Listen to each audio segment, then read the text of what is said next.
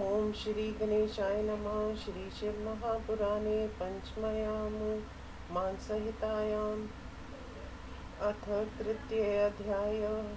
सनत कुमार उवाच एतच्छ्रुत्वा वचस्तस्य सोऽब्रवीतं महामुनिं विस्मयं परमं गत्वो मन्यो शान्तमानसं।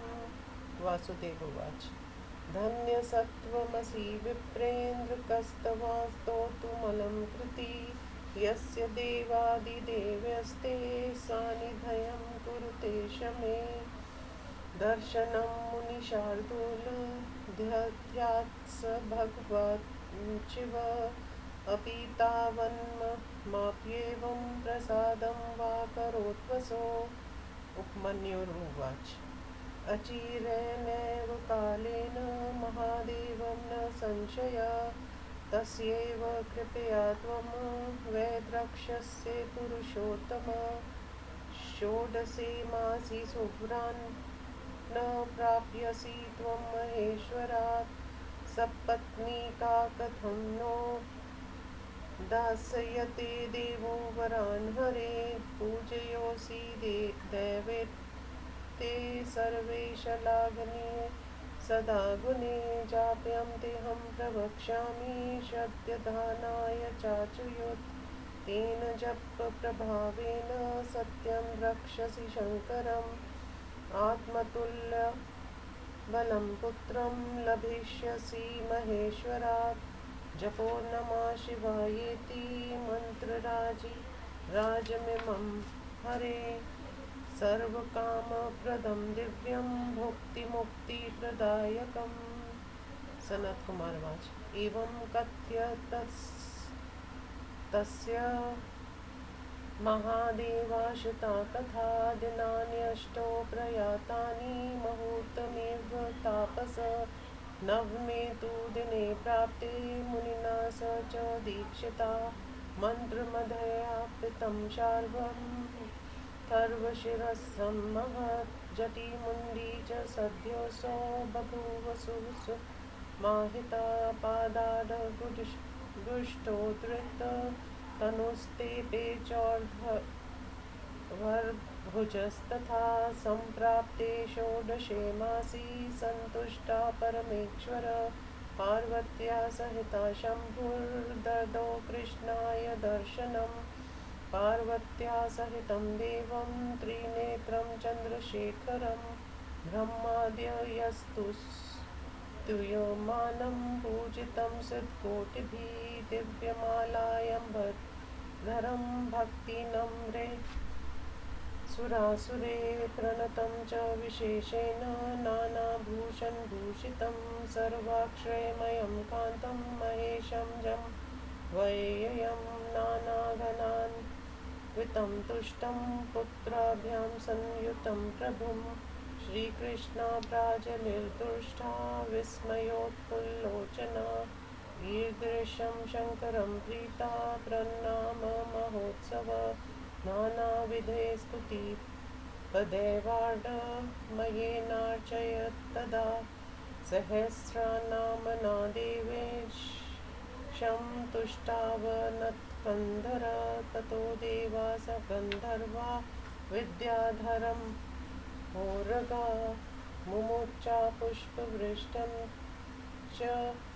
साधुवादानमनोनुगान् पार्वत्याक्षमुखं दृष्टा भगवान् भक्तवत्सला उवाच केशवं तुष्टो रुद्रक्षात् महेश्वर। महादेव उवाच कृष्ण जानामि भक्त्वं त्वं वा मयि नित्यं दृढव्रतमा वृष्णीष्व त्वं वरान्मता पुण्यां स्त्रैलोक्य दुर्लभान्। सनत कुमार उवाच तस्य तद्वचन श्रुत्वा कृष्णप्राञ्जलिरादरात् प्राह सर्वेश्वरं शम्भो सुप्रणम्यं पुनः पुनः। कृष्ण उवाच देवदेव महादेव याचेऽहं हातुमान् वरान् त्वतोष्टप्रमितानाथ त्वयोदृष्टान् महेश्वर त्वधर्मे मतिनिर्दयं यक्षशापचलं महत् त्वत्सामीप्यं स्थिरा भक्तिसत्त्वे नित्यं ममास्तिपति स्त्रीणामं दशाध्याना पुत्रा शम्भो भवन्तु वै वध्याक्षरिपवा सर्वे सङ्ग्रामे बलत्कृता अपमानो भवेनैव क्वचिन्मे शत्रुता प्रभो योगिनामपि सर्वेषां भवेयं दिव्यलब्धा इत्यष्टो सुवरान्ध्रेः देवदेव नमोऽस्तु ते सर्वेश्वर त्वमेवासि मत्प्रभोक्ष विशेषता। सनत कुमार वाच तस्य तद्वचनं श्रुत्वा तमा भगवान् भगवा सर्वं भविष्यतीत्येयम् एवं पुनस्तं प्राह शूद्रक सांभो नाम महावीर्य पुत्रस्ते भविता बली घोरसंवर्तकादित्य सप्तमुनिभिरेव च मानुषो भवितासीति स ते पुत्रो भविष्यति अद्य च प्रार्थितं किञ्चित् तत्सर्वघोर संवर्तकादित्य शप्तो मुनिभिरेव च मानुषो भवितासीति स ते पुत्रो भविष्यति यद्यच्च प्रार्थितं किंचित् तत्सर्वलभस्व वे। सनत कुमार वाच एवं लब्ध्वा वरान् सर्वान् श्री कृष्ण परमेश्वरात् नानाविद्याभिः भर्भिः स्तुतिभिः संतोषयत् तमाहाथ शिवा तुष्टा पार्वती भक्तवत्सला वासुदेवं महात्मानं शम्भु भक्तं तपस्विनं पार्वत्ययुवाच वासुदेव महाबुधे कृष्णं तुष्टा समितेन गृहान् मत्तक्ष्वरान् मन्नो ज्ञानभुवि दुर्लभान्। सनत कुमार वाच इत्याकरन्वचस्तस्या पार्वत्या स यदुद्रुः उवाच सुप्रसन्नात्मा भक्तियुक्तेन चेतसा। श्रीकृष्णवाच देवी त्वं परितुष्टासि चेतदासि वरान् मे तप्सनेन सत्येन ब्रह्मणा न प्रतिमासं भूत द्वेषं कदाचिदन्ध्रं तु पूजयेयं द्विजान् सदा तुष्टो च माता पित्रो भवेतां मम सर्वदा सर्वभूतेश वानुकूल्यं भजेयं यत्र तत्र कुले प्रसूतिरुचिता ममास्तु तव दर्शनात् तर्पयेयं सुरेन्द्रान्दी न देवान् यज्ञशतेन तु यतीनां तिथीनां च सहस्राण्यथ सर्वदा भोजयेयं सदा गेये श्रद्धापूतं तु भोजनं बान्धवे स प्रतीतस्तु नित्यमस्तु सुनिर्वृत्ति देवी भर्या सहस्राना भवेयं प्राणवल्लभा अक्षिणा कामयता तासु प्रसादात्व शाङ्करी असां च पितरो लोके भवेयुः सत्यवादिना इत्याद्या सुवरा सन्तु।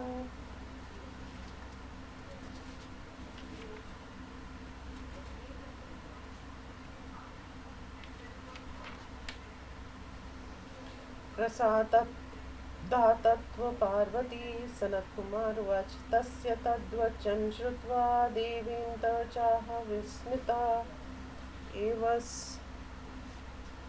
एवमस्वती ते साक्षती सर्वकामदा तस्मिंस्तांश्चक्ष्वरान् दत्त्वा पार्वती परमेश्वरो तत्रैवान्तक्षदध्यतु कृत्वा कृष्णस्य सत्कृपां कृष्णकृतार्थमात्मानं मन्यत मुनीश्वर उपमन्यो मुनिराशु प्रापाक्षं मनुत्मम प्रणम्य शिरसा तत्र त्वं मुनिकेशिहा तथा वृत्तं च तस्मै तत्समाचष्टोपमन्यवे स च त्वं प्राह कोऽन्यं स्याचिद्वा देव्या जनार्दनं महादानपतिर्लोके क्रोधे वातीव दुस्सह ज्ञाने तपस्वी वा शौर्ये सधैर्य वापदी एव च शृणु शम्भोऽस्तु गोविन्द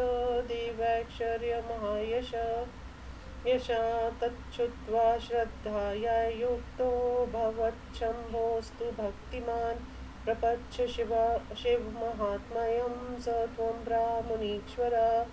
उपमन्युरुवाच भगवान् शङ्करपूर्वं ब्रह्मलोके महात्मनास्ततु सत्तुतो नाम सहस्रेण दण्डिना ब्राह्मयोगिना साङ्ख्या पठन्ति तद्वृतं विस्तीर्णं च निघण्टुवत् दुर्ज्ञानं मानुषाणां तु स्तोत्रं तत्सर्वकामदं स्मर नित्यं शङ्करं त्वं गच्छ कृष्ण गृहं सुखी भविष्यसि सदा तात शिवभक्त गणाग्रणी इत्युक्तस्तं नमस्कृत्य वासुदेवो मुनीश्वरम् मनसा संस्मरन् शम्भु केशवो द्वारकां ययो।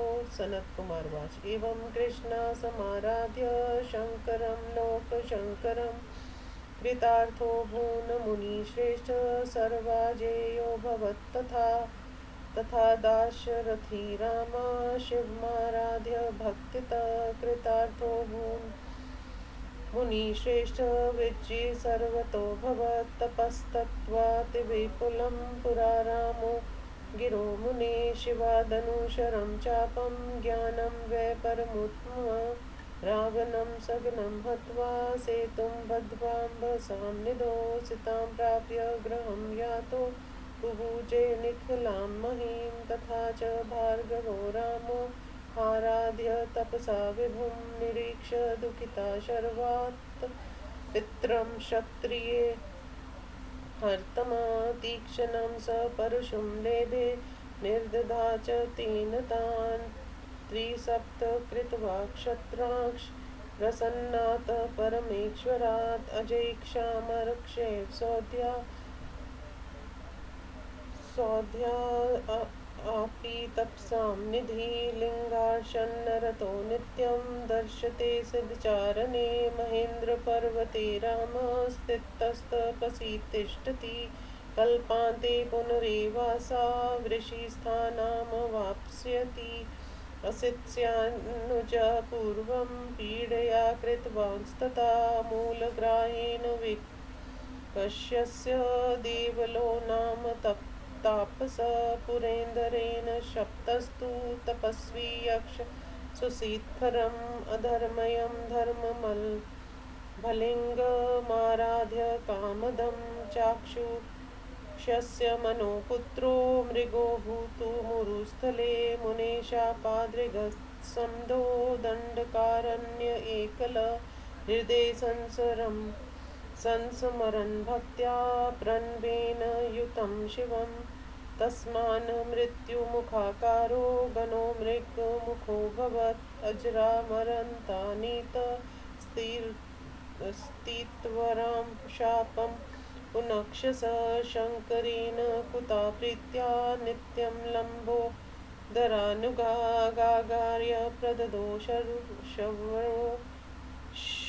शर्वो मोक्षं च भुवि दुर्लभं कामचारी महाक्षेतं कालज्ञानं महिर्द्वमत् चतुष्पादं सरस्वत्या पारगत्वं च शाश्वतं न तुल्यं च सहस्रं तु पुत्राणां प्रतदो शिवा वेदव्यासं तु योगेन्द्र पुत्रं तुष्टपिनाकृद पराशराय च तदो जरामृत्युविवर्जितं माण्डव्य शङ्करेणैव जीवं दत्त्वा विसर्जिता वर्षाणादशलक्षाणि शूलाग्रादवरोपिता दरिद्रो ब्राह्मणं कक्षी निक्षिप्य गुरुवेशमणि पुत्रं तु सारवं यक्ष पूर्वमासीदग्रहाक्षमी गुप्तो वा मुनिशालायां भिक्षुरायाति तद्गृहं भार्यामुवाच या कक्षीद्वश्यं निर्धनो यथा स तु वाच्यो भवत्या च न दृश्यन्त इति प्रिये अतिथेरागतस्यापि कीदास्यामि गृहवसन् कदाचिदिति कक्षित् श्रुतुः तर्षितः तामुवाच स भर्ता ते गत्तक्षतं च सा प्रहा मदीयस्तु साम्प्रतं न च दृश्यते स ऋषिस्तामुवाचेदं ज्ञात्वा दिव्येन चक्षुषा गृहस्थिता प्रतीक्षन् सत्रैव समृतो द्विजा विश्वामित्रां भयनुज्ञातस्तत्पुत्रो गाल्वस्तथा गृहमागत्य मातु स श्रुत्वा शापं सुदारुणम् आराध्य शङ्करं देवं पूजां कृत्वा तु शाम्भवीं गृहादसो विनिष्क्रान्त संसमरं शङ्करं हृदा अथ तं तन्यं दृष्टा पिता तं प्राह साञ्जलिं महादेव प्रसादाच कृत्योऽस्मि कृत्य यत् धनवान् पुत्रवान् क्षेव मृतोऽहं जीवितः पुनः इतीव कथितमशेषं नाह शक्तसमास्तो व्यासात् वक्तुं शम्भोक्ष गुणाक्षेषस्यापि न मुखानि स्युः इति श्री शिव महापुराणे पंचयामुमानसहिता कृष्णादिशि शिव भक्तो द्वार शिव महात्म्य वर्णन नाम तृतीयोऽध्याय। हिंदी अनुवाद।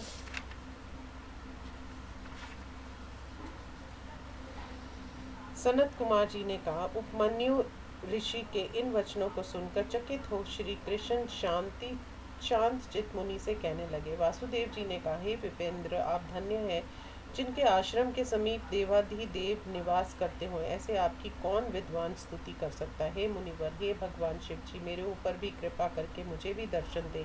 उपमन्यु ने कहा, हे पुरुषोत्तम, उन्हीं की कृपा से आप शीघ्र ही उनके दर्शन करेंगे। हे हरि, आज से 16वें महीने में आप पार्वती सहित शिव जी से वर पाएंगे।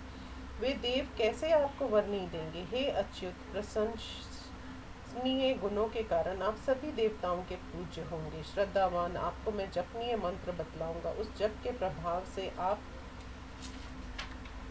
सचमुच शिव जी का दर्शन करेंगे और अपने समान पराक्रमी पुत्र को शिव जी की कृपा से पाएंगे। हे हरि, ओम नमो शिवाय ये जपने योग्य मंत्र राज है।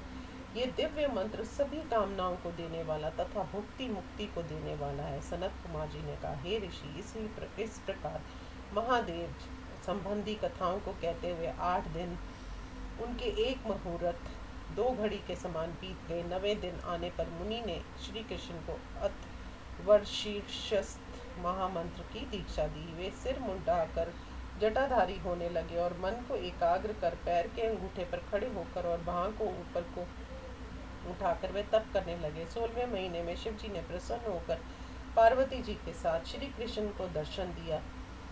3 नेत्र चंद्रशेखर शिव जी को पार्वती सहित तथा ब्रह्मा आदि देवों द्वारा स्तुति किए जाते हुए और करोड़ों सिद्धों द्वारा पूजित दिव्य माला एवं वस्त्र धारण किए हुए अनेक भूषणों से विभूषित और भक्ति से विनम्र असुरों द्वारा प्रणाम किए जाते हुए सभी आश्चर्यों से युक्त रमणीय अज्य अव्य महेश के वो दोनों पुत्रों तथा अनेकों गुणों से युक्त श्री कृष्ण हाथ जोड़कर आश्चर्यचकित नेत्रों से ऐसे शिव जी को देखकर प्रणाम कर आनंदित हुए। अनेक प्रकार के स्तोत्रों से उनकी बवाटमयी पूजा की। फिर सिर झुकाकर उनके सहस्र नाम स्तोत्र से देवेश की स्तुति की। तब देवताओं, गंधर्वों, विद्याधरों, महासर्पों ने फूलों की वर्षा की और साधुवाद दिए। भक्त वत्सल महेश्वर भगवान शिव जी प्रसन्न हो पार्वती की ओर देखकर श्री कृष्ण से कहने लगे। महादेव जी ने कहा, हे कृष्ण, मैं तुम्हें जानता हूँ, तुम्हारी मेरे प्रति दृढ़ भक्ति है। तुम मुझसे तीनों लोकों में दुर्लभ वर को मांगो। सनत कुमार जी ने कहा। उनके उक्त वचनों को सुनकर श्री कृष्ण ने हाथ जोड़कर सर्वेश्वर शिव जी को बार बार प्रणाम कहा। श्री कृष्ण ने कहा, हे देव महादेव, हे नाथ, मैं आपसे पूर्व संकल्पित उत्तम 8 वरों को मांगता हूँ। मेरी बुद्धि आपकी भक्ति में सदा हो, सुस्थिर यश, आपकी समीपता, आपके प्रति मेरी स्थिर भक्ति सदा बनी रहे।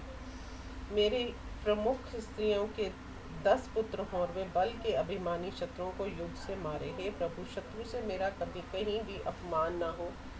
मैं योगी पुरुषों को भी अति प्रिय हो जाऊं। हे देव देव, आपको नमस्कार है। यह 8 उत्तम वर मुझे दीजिए। आप सर्वेश्वर हैं, आप ही विशेष करके मुझे प्रभु हैं। सनत कुमार जी ने कहा। उनके इस वचन को सुनकर भगवान शिव जी ने उनसे कहा, ये सब हो जाएगा। फिर शिव जी ने कहा, सांप नामक तुम्हारा पुत्र महान शक्तिशाली होगा। वह घोर प्रलय काल के सूर्य के समान प्रकाशमान संवर्त का आदित्य मुनियों द्वारा अभिशप्त होगा। वह मनुष्य रूप में तुम्हारा पुत्र होगा। जो जो तुमने मांगा है वह सब तुम्हें मिलेगा। सनत कुमार जी ने कहा। इस प्रकार शिव जी से सभी वर पाकर श्री कृष्ण ने उनकी अनेक प्रकार की स्तुतियों से शिव जी को प्रसन्न किया। भक्तों से प्रेम करने वाली पार्वती जी ने प्रसन्न होकर शंभु भक्त तपस्वी महात्मा वासुदेव से पार्वती जी ने कहा, हे अनग महाबुद्धि वासुदेव कृष्ण, मैं प्रसन्न हूँ। मुझसे भी अलौकिक वरों को प्राप्त करो। सनत कुमार जी ने कहा। पार्वती जी के इस प्रकार वचनों को सुनकर युद्ध कुल श्रेष्ठ श्री कृष्ण ने प्रसन्न तथा भक्ति युक्त होकर कहा। श्री कृष्ण ने कहा, हे देवी, यदि आप प्रसन्न होकर मुझे वर दे रही हैं तो मेरे इस सत्य तबके से ब्राह्मणों के प्रति कभी द्वेष न हो और मैं सदा ब्राह्मणों का पूजन करूं। मेरे माता पिता मुझसे सदा प्रसन्न रहे। मैं जहाँ कहीं भी जाऊं वहाँ मेरी अनुकूलता प्राणियों में रहे। आपके दर्शनों से मेरा जन्म सदा योग्य कुल में हो। मैं इंद्र आदि देवताओं, साधुओं तथा हजारों अतिथियों को 100 यज्ञों द्वारा तप्त करूं। सदा इन्हें अपने घर में श्रद्धा से पवित्र भोजन करा सकूं और बंधु बांधवों के साथ मेरा पूरा प्रेम हो। हे देवी, मैं हजारों स्त्रियों का प्यारा हूँ और हे शंकरी, आपकी कृपा से उनमें मेरा अटल प्रेम हो। हे पार्वती जी, इनके माता पिता संसार में सत्यवादी हों इत्यादि सुंदर वर मुझे आपकी कृपा से मिले। सनत कुमार जी ने कहा। श्री कृष्ण के इन वचनों को सुनकर संपूर्ण कामनाओं को देने वाली सनातनी देवी ने चकित होकर ऐसा ही हो कहा। श्री कृष्ण पर सत कृपा करके पार्वती और परमेश्वर सभी प्रकार के वरों को देकर वहीं अंतर ध्यान हो गए। हे मुनिवर, श्री कृष्ण अपने को धन्य समझने लगे। फिर वह महर्षि उपमन्यु के उत्तम आश्रम में आए। केशिहा श्री कृष्ण ने वहां जाकर उपमन्यु मुनि को सिर झुकाकर प्रणाम किया और वहां जो घटना हुई उसे सुनाया। उपमन्यु ने भी कहा, हे जनार्दन, दान देने और क्रोध करने में शिव जी से बढ़कर कौन देवता है। हे गोविंद, हे देव, ज्ञान में, तप में, शूरता में तथा पद में शिव जी से बढ़कर कोई नहीं है। अब तुम उनके ऐश्वर्य को सुनो। ये सुनकर श्रद्धावान तथा भक्तिवान होकर श्री कृष्ण ने शिव जी के महात्म्य को पूछा। तब मुनिवर उपमन्यु ने कहा, पहले ब्रह्मालोक में महात्मा ब्रह्मा योगी दंडी साधु ने शिव सहस्त्र नाम स्तोत्र से शिव जी की स्तुति की थी। सांख्य शास्त्र के ज्ञाता विस्तृत उस स्तोत्र को निघुंड कोश की भांति पढ़ते थे, क्योंकि मनुष्यों के लिए उसका रहस्य जानना कठिन है, किंतु वह स्तोत्र सभी कामनाओं को पूरा करने वाला है। हे तात, हे श्री कृष्ण, तुम शिव भक्तों में प्रमुख हो। शिव जी का स्मरण करते हुए घर जाओ, तुम सदा सुखी रहोगे। मुनि के ऐसा कहने पर श्री कृष्ण उनको प्रणाम कर मन से शिव जी का स्मरण करते हुए वे द्वारका को गए। सनत कुमार जी ने कहा, हे मुनिवर, इस प्रकार श्री कृष्ण लोक कल्याण करता शिव जी की उपासना करके कृतार्थ और अजय हो गए। हे मुनिवर, ऐसे ही दशरथ पुत्र श्री राम भक्ति से शिव जी की आराधना करके सफल मनोरथ तथा सर्वत्र विजयी हुए। हे मुनि, पहले श्री राम ने पर्वत पर घोर तप करके शिव जी से वर रूप में धनुष बाण और उत्तम ज्ञान पाया। फिर समुद्र पर पुल बांधकर सब परिवार रावण को मारकर वहां से सीता जी को पाकर घर गए। फिर संपूर्ण पृथ्वी पर राज किया। इस प्रकार परशुराम ने क्षत्रियों द्वारा मारे गए पिता को देखकर दुखी होकर शिव जी की आराधना करके प्रसन्न हुए। शिव जी से तीक्ष्ण धार वाले परशु को पाकर 21 बार क्षत्रियों का विनाश किया। वे तपस्वी परशुराम आज भी अजय और अमर हैं। वे आज भी प्रतिदिन शिव पूजन किया करते हैं। उन्हें सिद्ध आचरण देखा करता है। श्री राम महेंद्र पर्वत पर तपस्या कर रहे हैं। कल्प के अंत में फिर वे ऋषि स्थान को प्राप्त करेंगे। असित के भाई देवल नामक तपस्वी ने संसार के मूल शिव जी को प्राप्त करने के लिए घोर तप किया था।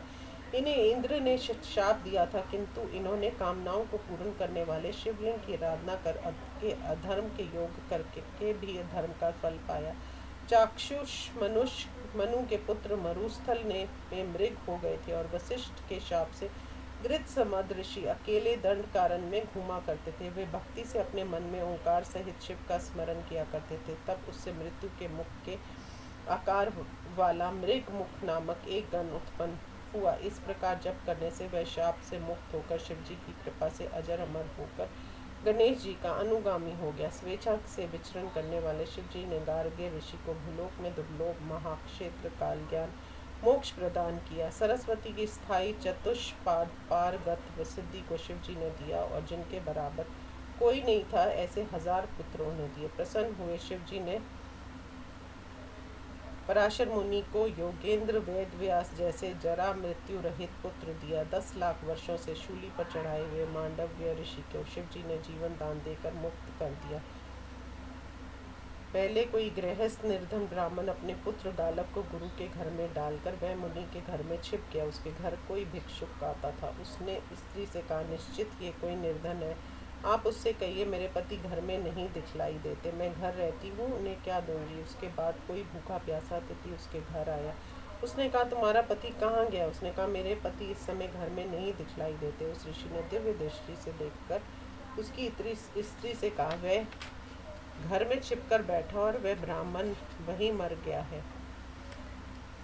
तब विश्वामित्र के बतलाने पर उसका पुत्र गालव अपने घर आया और माता के कठोर शाप को सुनकर भगवान शंकर की पूजा तथा उनकी आराधना कर हृदय से शिव जी का स्मरण करता हुआ घर से निकल गया। उस पुत्र के जाते हुए देखकर पिता ने हाथ जोड़कर कहा, मैं महादेव जी की कृपा से सफल मनोरथ हूँ। अब मैं मरकर जीवित हो गया और धन पुत्र से पूर्ण भी हो गया हूँ। ये मैंने संक्षेप से शिव जी के गुणों को कह दिया। विस्तार से तो शेषनाग के मुख भी नहीं कह सकते।